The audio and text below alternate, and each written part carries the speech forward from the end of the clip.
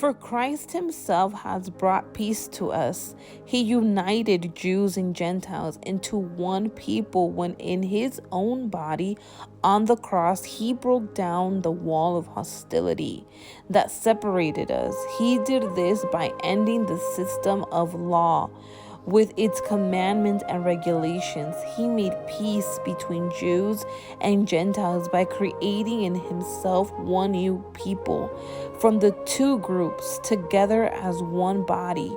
Christ reconciled both groups to God by means of his death on the cross, and our hostility toward each other was put to death.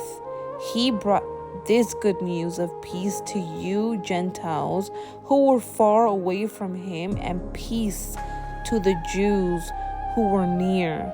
Now all of us can come to the Father through the same Holy Spirit because of what Christ has done for us.